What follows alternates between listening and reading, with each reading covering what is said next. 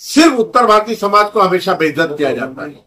ऐसी क्या वजह है कि हम ही लोग कभी जफर नुमानी, कभी राजू अंसारी, कभी शमीम खान का आवाज उनसे भाई साहब से ये पूछना है कि भाई साहब, सैद अली भाई साहब, आप भी संभल के रहिए, क्योंकि हो सकता है कि अगला नंबर आप गोंडा, बस्ती, बिहार, बहराइच, गोंड, कहीं फैजाबाद, कहीं का भी उत्तर भारतीय हो, उनको पूरी ताकत के साथ जनाब नजीब मुल्ला के साथ खड़े रहना चाहिए। क्योंकि आपको अगर ये समझ शमीम खान की बेइज्जती है तो पूरे उत्तर भारतीय समाज की बेइज्जती है, जफर नुमानी की बेइज्जती हुई पूरे उत्तर भारतीय समाज की बेइज्जती हुई, राजू अंसारी की बेइज्जती की गई तो पूरे उत्तर भारतीय समाज की गई। फिर बोलता हूँ, अब भाई साहब का ही नंबर है। मुझे ऐसा लगता है कि भाई साहब के साथ भी कुछ लोग पीछे पीछे कुछ कह रहे हैं, लेकिन ऑन कैमरा आने में कहने में उनको भी वक्त नहीं लगेगा। जफर भाई क्या कहेंगे, अक्सर जो है देखा गया है कि शरद पवार गुट में जब आप थे और भी जो उत्तर भारतीय लोग हैं ज़्यादातर उनको ही टारगेट किया जाता है, उनकी ही बेइज्जती की जाती है। जैसे अभी कुछ दिन पहले जो है यूनुस शेख द्वारा जो है शमीम खान साहब की भी बेइज्जती की गई, क्या कहेंगे सर? अस्सलाम वालेकुम। देखिए, बात ऐसी नहीं है कि यूनुस शेख के जरिए ही किसी उत्तर भारतीय समाज की बेइज्जती की गई। उससे सबसे पहला टारगेट राजू अंसारी साहब हुए, जो उत्तर भारतीय समाज से ताल्लुक रखते हैं, जिनका आबाई गांव वतन गोंडा है। फिर उसके बाद जफर नुमानी को बेइज्जत किया गया, जिनका आबाई वतन आजमगढ़ है। उसके बाद राजू अंसारी साहब हो गए, ये हो गए। फिर हमारे जो अध्यक्ष साहब हैं तुतारी में, शमीम खान साहब, उनको जिस तरीके से सरे आम मीडिया के जरिए मतलब ऑनलाइन आकर के मीडिया के जरिए तमाम समाज के सामने जिस तरीके से बेइज्जत किया गया, मुझे एक बात समझ में बात नहीं आती कि उत्तर भारतीय समाज को ही बेइज्जत क्यों किया जाता है। हम लोग मुमरा कोसा में उत्तर भारतीय जो समाज है वो 65% है तकरीबन जी। 35% में हमारे कोकन समाज और अदर समाज के लोग हैं। उनके ऊपर कभी भी कोई उंगली ना उठते हुए, उनको किसी किस्म की आंख ना दिखाते हुए सिर्फ उत्तर भारतीय समाज को हमेशा बेइज्जत किया जाता है। ऐसी क्या वजह है कि हम ही लोग कभी जफर नुमानी, कभी राजू अंसारी, कभी शमीम खान, मुझे तो आप उनसे भाई साहब से ये पूछना है कि भाई साहब, सैद अली भाई साहब, आप भी संभल के रहिए, क्योंकि हो सकता है कि अगला नंबर आप ही का हो। क्योंकि उनके यहाँ किसी पर लगाम नहीं है। कभी आवार साहब किसी की बेइज्जती कर देते हैं, कभी रूता मैडम किसी की बेइज्जती कर देती है, कभी उनका कार्यकर्ता कोई है जो किसी की बेइज्जती कर देता है। तो मैं तमाम उत्तर भारतीयों से हाथ जोड़ करके अपील करता हूं कि आने वाला वक्त आपके हाथ में है। अगर आपने अब की बार सही डिसीजन ले लिया तो इंशाअल्लाह जो बार बार उत्तर भारतीय समाज के लोगों की बेइज्जती की जाती है ना, ये दौर बंद हो जाएगा, ये रास्ता बंद हो जाएगा। तो आप लोग को बहुत समझदारी से वोट करना है।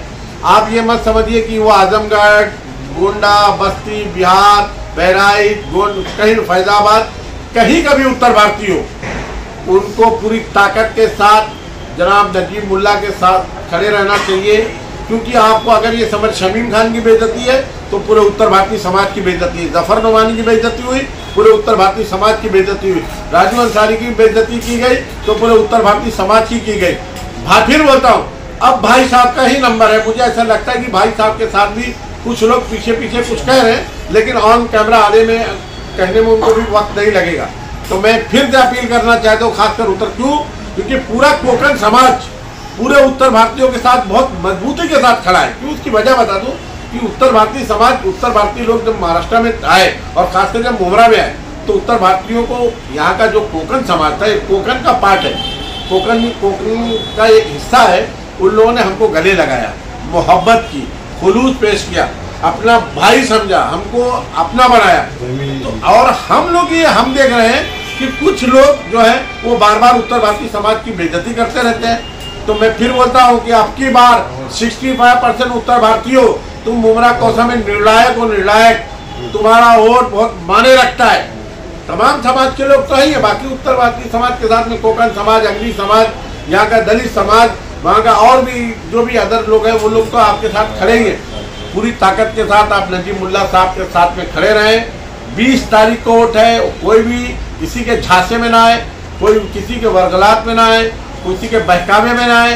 नजीब मुल्ला की निशानी घड़ी है। ये बार बार जो आपके बीच में जाकर के कहते हैं कि वो फलानी पार्टी के साथ है, फलानी पार्टी के साथ है, तो साफ बोल देना कि नजीब मुल्ला साहब की निशानी घड़ी है।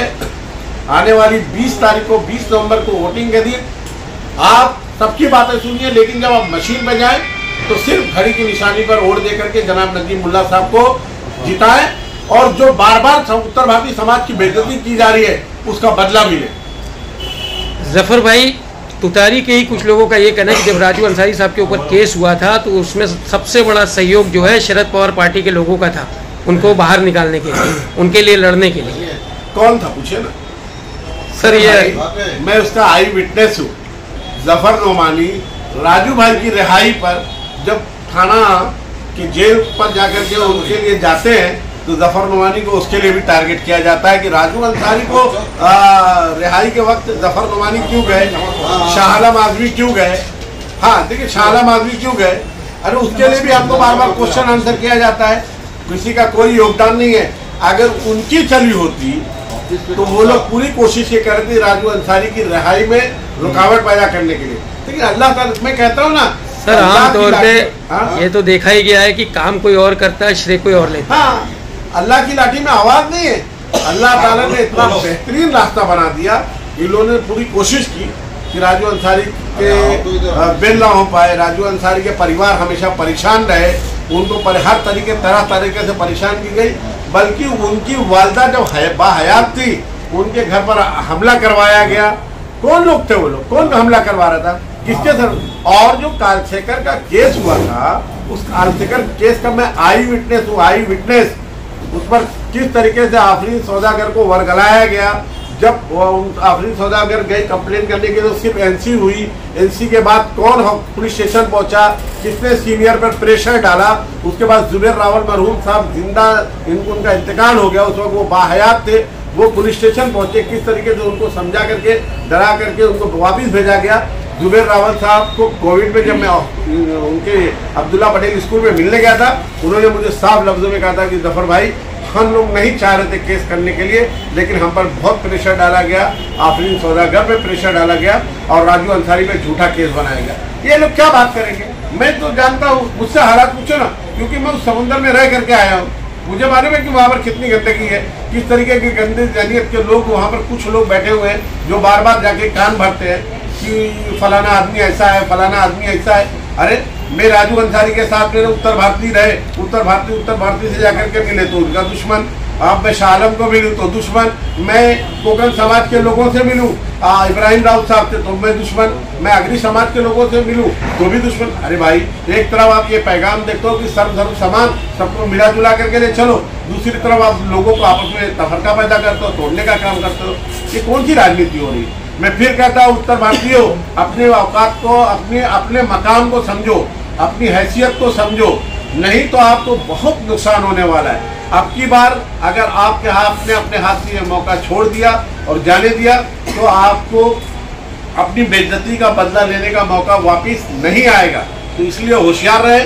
शमीम खान की बेइज्जती, जफर नोमानी की बेइज्जती, राजू अंसारी की बेइज्जती, ये समझिए ये आपकी बेइज्जती है, तमाम लोग की बेइज्जती है। जब किसी भी कोकन समाज की या किसी भी समाज की अगर वो लोग बेइज्जती करते हैं तो समझो हमारे भाई बहन की बेइज्जती हो रही है। इस बात का ख्याल ध्यान रखें।